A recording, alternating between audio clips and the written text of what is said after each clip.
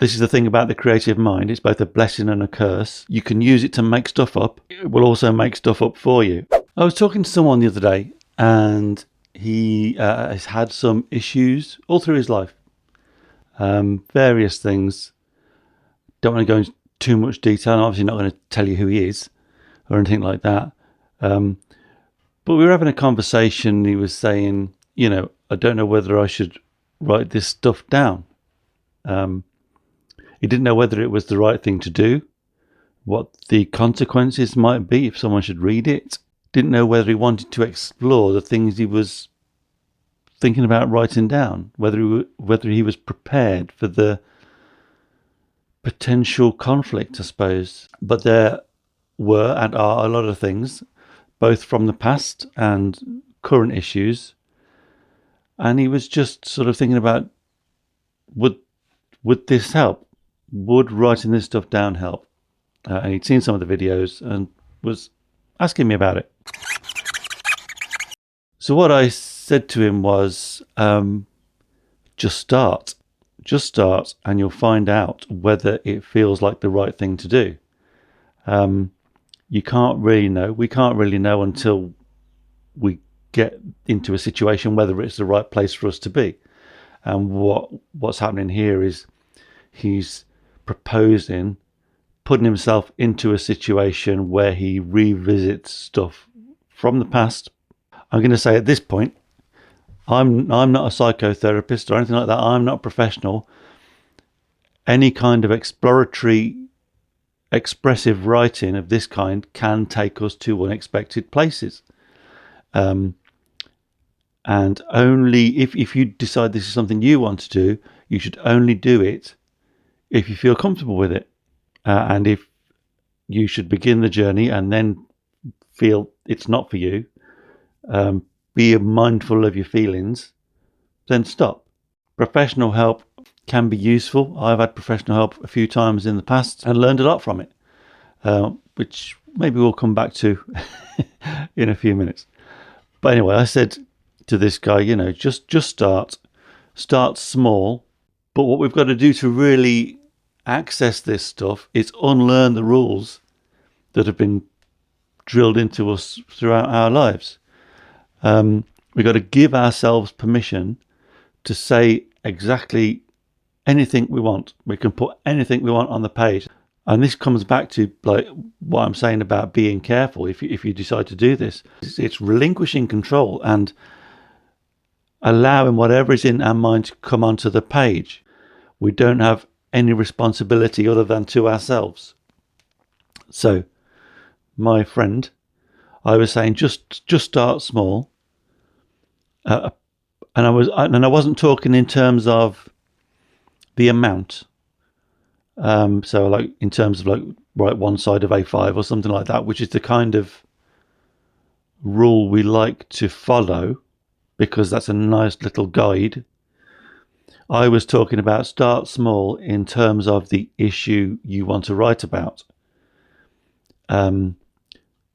Perhaps a relationship isn't necessarily the right thing because that's a can of worms, a Pandora's box, if you like.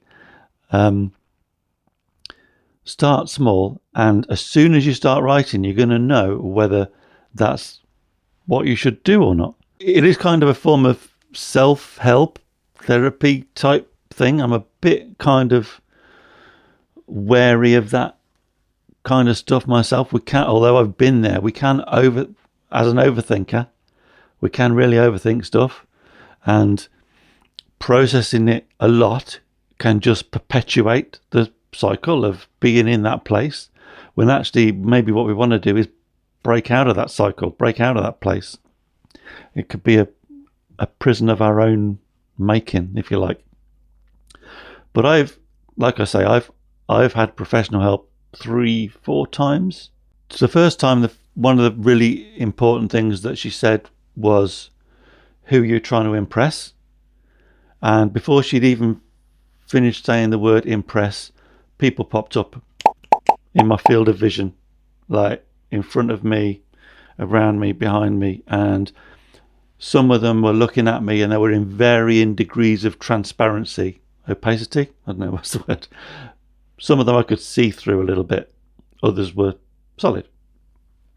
Another one was It's a Fantasy.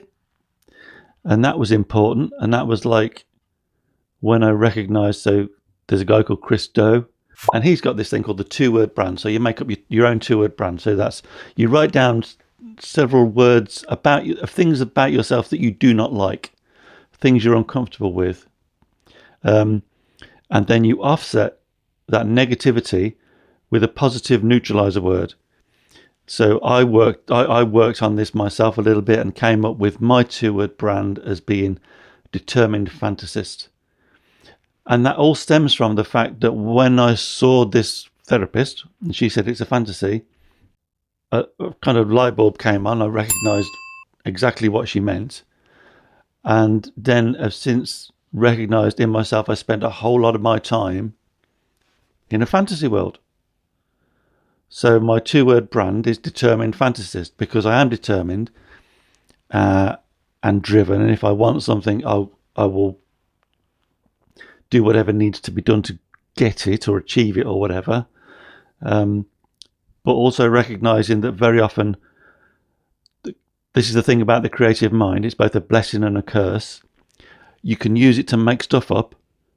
It will also make stuff up for you, and it's not necessarily good stuff. Just a quick reminder at this point, if you like what I do, check out the channel memberships. You can just support the channel if that's what you want, get ad-free members-only videos, or even creative one-to-ones. So I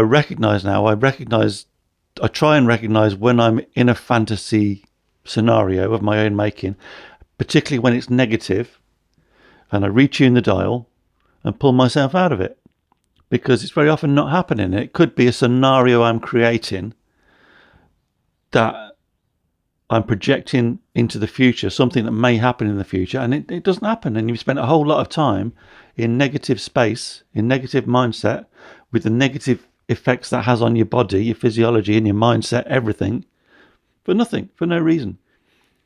So the point I'm mentioning that is, I guess there's several points to it. If you're going to explore emotional negative things, be careful. I'm going to say, if you do this if it's what you want to do, you do it at your own risk. Be aware. I'm going to say it again. This kind of writing can take us to unexpected places. Be aware of how you're feeling, and if it's not a place you want to be, get out, because you can do that, and that is a place where you do have control. I do think it has great value. So I'm reading a book at the moment called Chatter, and this is all about our inner voice. And what I've recognized is that writing things down, and this might be obvious when you say it, but writing things down on the page is channeling our chatter, our inner voice, processing it and making it language we can understand and put on the page. And this is why I think morning pages, for example, has such a great leveling, calming effect. For most of the comments I get on it, that's the comment on that issue.